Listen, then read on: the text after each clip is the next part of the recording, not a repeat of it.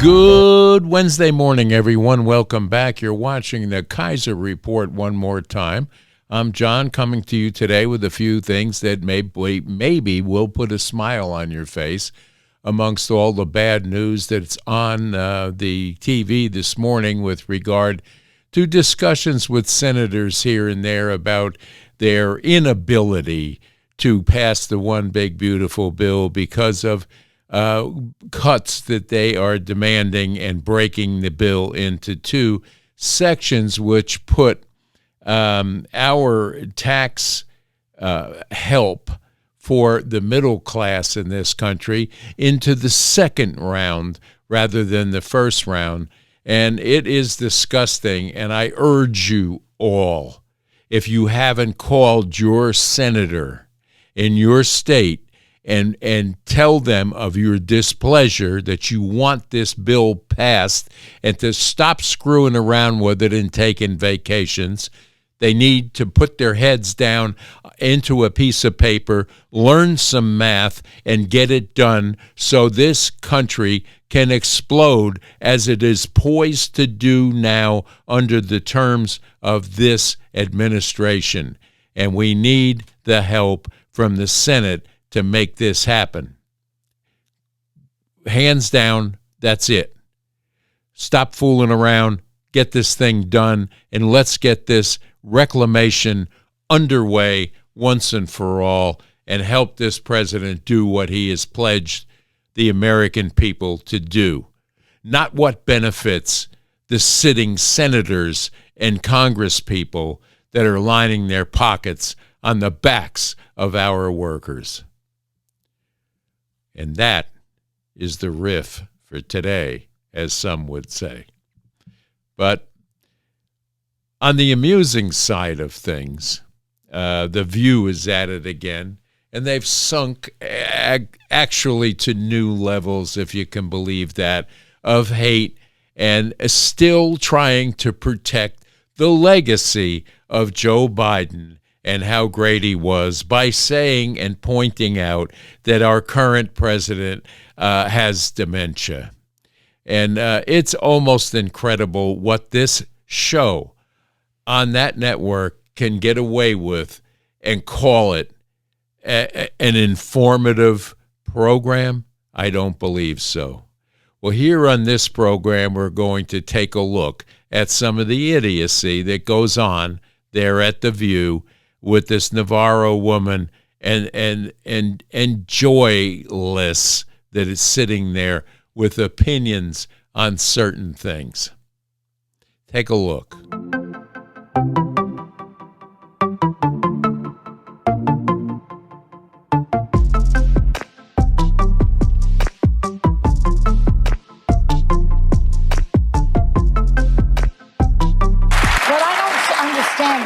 According to Kelly, he called John Kelly. He called our soldiers losers and suckers. It just never happened.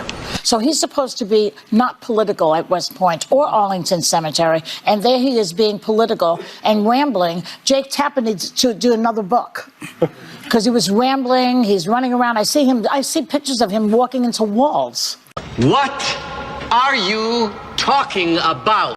You're not even joking. I have a clip that I saw. So, because I was out of the country, and for 5 blissful days, I didn't hear his voice. But then I come in and I watch a clip like this one, up to your point of what you were just talking. Can we see the clip? Yeah. As a linguist, translator, and cryptologic technician. Right. I mean, if Joe Biden said that, right, we'd be talking about his cognitive skills and cognitive decline for days. You got to be freaking kidding me. Osteoporosis. Kleptocracy. Yeah. Shangang, I'm going to pronounce right. Shanga Koawa. Why does the media avoid it with him? You know, that's probably the dumbest thing anybody said to me around here in a long time. It has to bring a smile to your face on a day like today when we're looking at the fact that we have a Democratic Party called the Humpty Dumpty Party that has fallen into pieces, and they're trying to put it back together. And the people that used to be the architects of these things have fallen to the wayside because the books are coming out now. The truth is coming out now, and we all see for the first time that the blinders are off, no matter what Jake Tapper and the media tries to reclaim their importance with in books and talk shows that they make no sense at. And talking about people that make little to no sense, Kamala Harris is in the land down under. She has her first paid speaking engagement, and it's with realtors from around the world. These are the high-rolling realtors, and she is down there to tell them how to be successful. Well, I cannot begin to describe to you the idiocy that she brought down under with her, with the all of the intelligence of a kangaroo's butt. And it is quite amusing, and lefties losing it on Australian TV, and several Australian networks are having a ball with it. And all I can say to you, Kamala, is aren't you embarrassed? Because you should be. Well, let's just take a brief look into some of the speech, the speech given to successful people on how to succeed in ways that we don't understand because she is basically not understandable. Just more word salad. One more time. Take a look.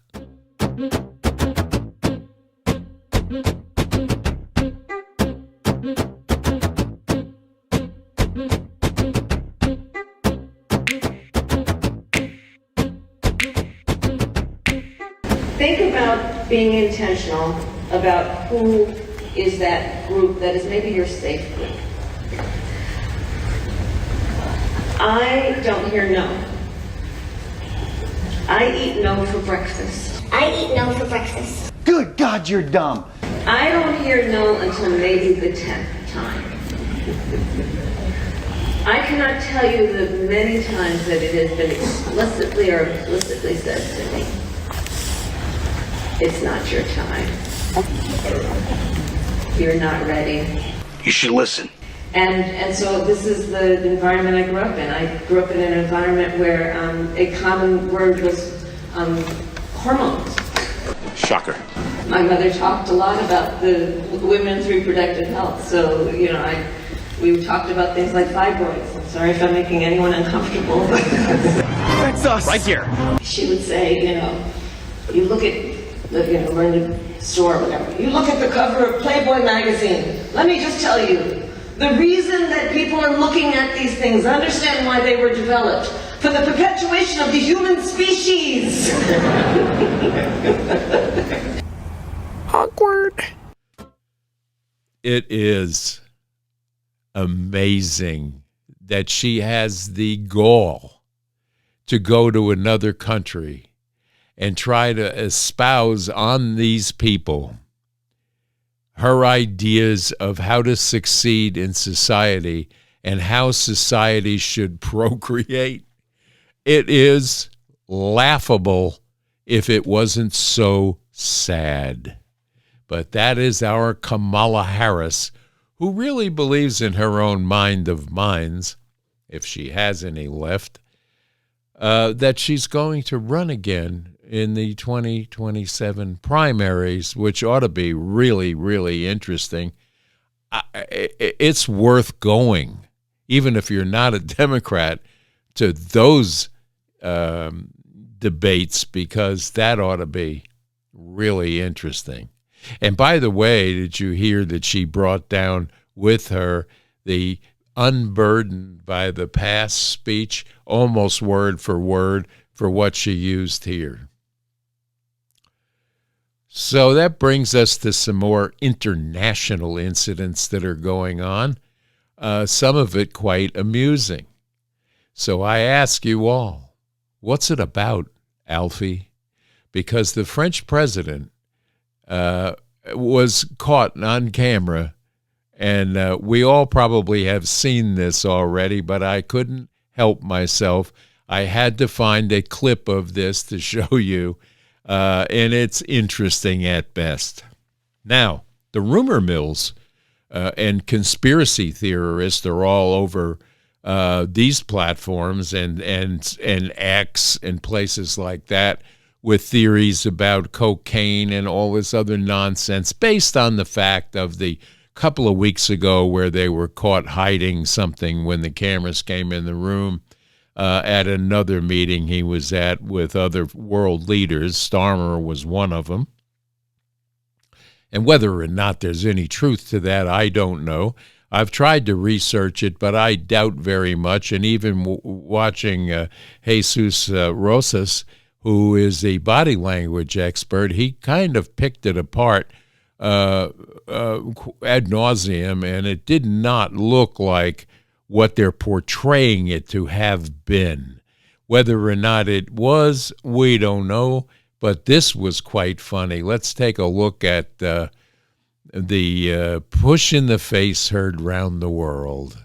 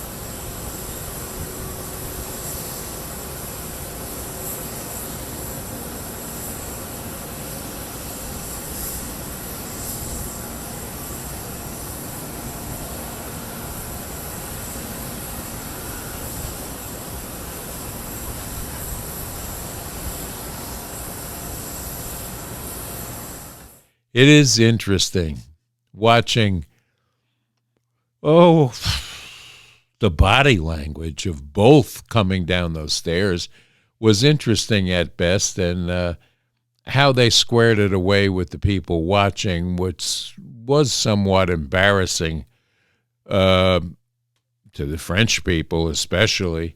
They'll probably come out with some excuse to take care of it, but it is what it is. And you heard earlier on the Stinking View about things of the nature of the commencement address given by Donald Trump. They're trying to make an issue out of that he politicized it, so on and so on. But when it comes to commencement speeches that are really cringy, well, I just don't know how to explain this to you, but this one takes the cake. And then we'll have a little look at another commencement speech when we get to Stupid Town today. It's just more and more bad news around the world today as it is. But we have to find the laughter in this situation, and we have to thank God for every day that we have of beautiful weather and the fact that we get to live in the best country in the world. And even the bad news cannot keep Americans down. We will fight for what's ours and fight for our freedom, and to heck with all of those that have to have certain accolades, pronouns, and so on to feel that they're important in this world. We're all important in this world. We're all products of Jesus and the God that put us all here on this earth. We're the children of God, and never forget that. But let's take a look at this commencement speech that was, in my estimation, the most cringy of them all. And then they have the nerve to come down on the president for his. Take a look right here. What is the meaning of life? Who are you? You are the educated. You are the compassionate. You are the fierce defenders of democracy, the seekers of truth, the vanguard against ignorance. You are millions strong across our land. I might be sorry that you were picked by history for this role, but maybe that was the plan. In a few minutes, when that diploma hits your hand, it's not a piece of paper we're giving you. We're handing you the baton. Run with it. Why am I here? I'm here today because I'm 50 years farther down the trail than you are. And I have doubled back this morning to tell you the one thing that I have learned from Volodymyr Zelensky, Nadia Murad, Sam Attar, and 1,000 others. In a moment like this, when our country is in peril, don't ask the meaning of life. Life is asking, what's the meaning of you? What? Bro, what are you talking about, man? I'm here today because... Well, if you didn't find that a little weird, I don't know how to convince you otherwise, but it certainly was. So commencement addresses, I had a daughter that graduated in Buffalo, New York, and I went to the graduation, and Chuck Schumer was giving the commencement address. That was probably, I thought, in my lifetime, the most cringy of it all. But this guy kind of takes the cake right there. But let's bring us to Stupid Town visit today and look at a few things, some bad, and then a commencement address that was given by a frog. Take a look at Stupid Town.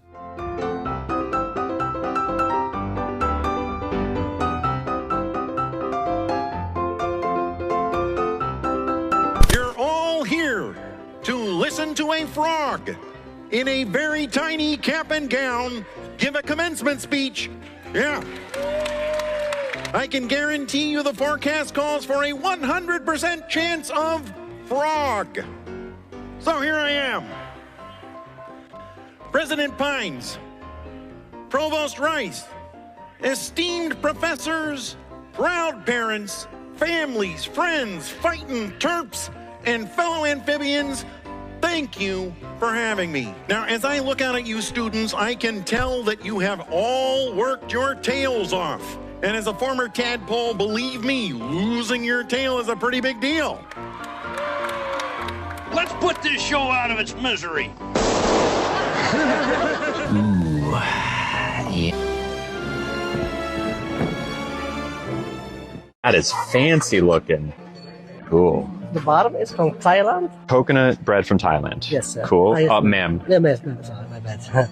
And the bottom is from Thailand. Coconut bread from Thailand. Yes, sir. Cool. Ma'am. Yeah, ma'am. Sorry, my bad. And the middle one is from India. It's the papadom with the gingerbread chutney. Okay. And the third is from Brazil. It's a cheese bread with the guava sauce. Thank you. It just totally sucks the joy out of this bread tower. Makes me want to immediately leave because I no longer feel safe here. It's oh, my guard now has to be up. You got a lot of problems, don't you? I don't think I really want this bread tower, actually. I think I'd rather have the check, if that's okay. I think that's the training. We're supposed to say friend or just not use gendered language. It's a pretty big thing that Disney has done. Nothing was wrong with bread. I just don't want it anymore. Well, folks, that's going to bring our Wednesday program here to a close. We'd like to wish you all a great Wednesday. If you have the good enough weather to be out enjoying God's green earth, or go to sea in your boat, or go fishing, or a walk on the beach, and thank God for all we have here in this nation of goodness and founded by the principles of our Lord God. And with that, stay safe, stay strong, and stay tuned to the Kaiser Report for more information. Until tomorrow, bye-bye for now.